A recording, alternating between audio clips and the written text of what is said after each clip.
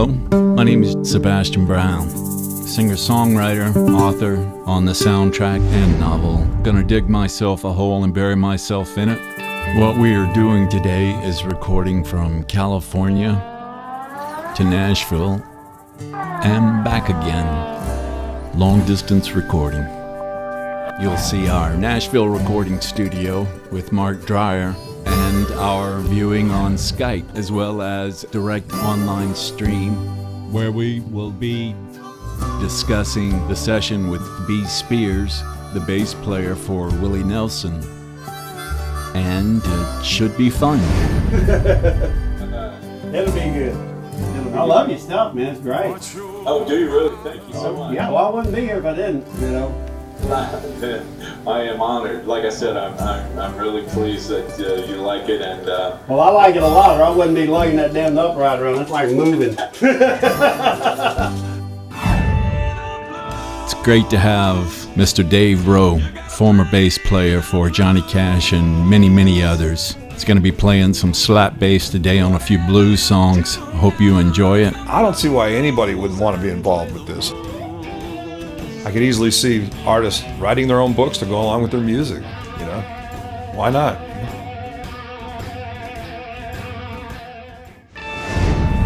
Here we have Mr. Tony T.C. Coleman. He is the drummer for B.B. King and has also played with Buddy Guy. He has a distinct honor of being nicknamed by Etta James Cornbread. He's a phenomenal drummer and producer, and today he's playing on a session from Arden Studios in Memphis, Tennessee.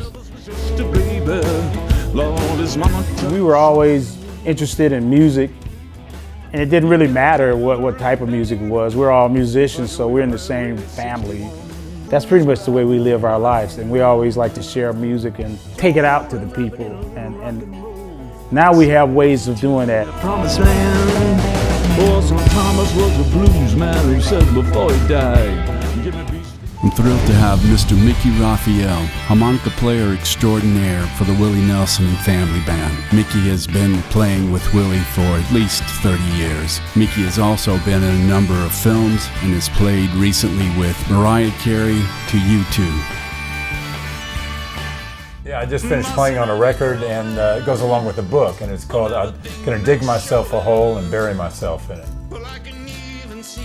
Well, I think it's important that there are a lot of places to sell, for a musician to sell his music, and not just one venue for people to go to buy it. So I think this will open up some new doors and some new opportunities for the music world. Your heart now shine, now that you've seen the other side. Colin Linden has a reputation as being a slide guitar virtuoso. Please pay close attention to Colin's slide guitar technique. Take note that Colin is actually using the end of a socket wrench versus a standard slide. This technique was used by many of the great slide guitar players from the 40s and 50s. My name is Colin Linden, and I've been playing guitar for 40 some odd years. I met Howlin' Wolf in November of 1971 when I was 11 years old, and it changed my life, and it's why I'm sitting here right now. And since that time, I've been a professional musician full-time for 38 years almost.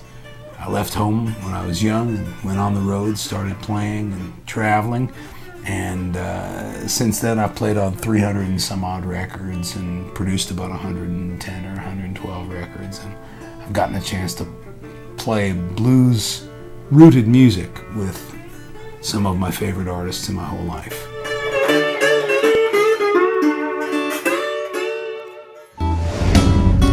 Wayne Killius showed early promise as a drummer and percussionist at Liverpool High School in Syracuse, New York, where he has since been inducted into the Fine Arts Hall of Fame. Wayne has performed and recorded with many major artists. I've played on soundtracks before, but I've never played on soundtracks to a book, which is a very unique idea. It's very specific to the story. You know, the songs are written for the book. And so we really get to interpret it musically in our own way and explore some avenues. You know, we're not just thinking of getting pop music on the radio, it's like playing for a story. I think it's going to give the reader a whole new dimension, you know. It'd be fun for me to read the book and actually tie these songs into the book, approach it that way. So there's two ways you can almost approach it. You can listen to the record, read the book, vice versa. They're going to go hand in hand. It's a great idea.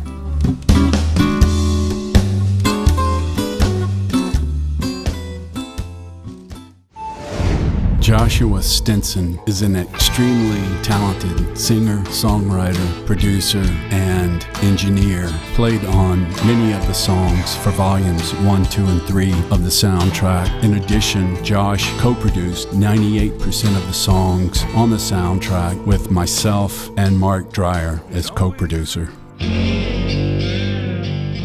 Sebastian Brown and I got together in pre-production. We started developing these songs and really taking them to the next level. We put these songs together track by track, layer by layer. We slowly started to develop what it was he was looking for. I truly enjoyed working with Sebastian Brown to further develop and bring to fruition his vision for this project through the music. There are about 30 plus songs on this project, and about midway through, Sebastian Brown met Mark Dreyer from Nashville. All right, here, folks, I got my buddy here in San Francisco Bay Area, Mr. Sebastian Brown on the internet. Say hello. Hello, everybody.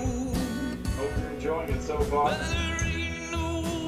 Mark, a producer, singer, songwriter himself, Mark Dreyer brought a host of amazing musicians to this project, award-winning musicians. The late great B. Spears, 40 years with Willie Nelson, Mickey Raphael, harp session player, also played with Willie Nelson, Dave Rowe, session cat, and played with Johnny Cash, and session drummer Wayne Killius. Also the great blues master Tony T.C. Coleman, played on countless blues records, also played for B.B. King. Music's going to open up doors for authors to put music in their books.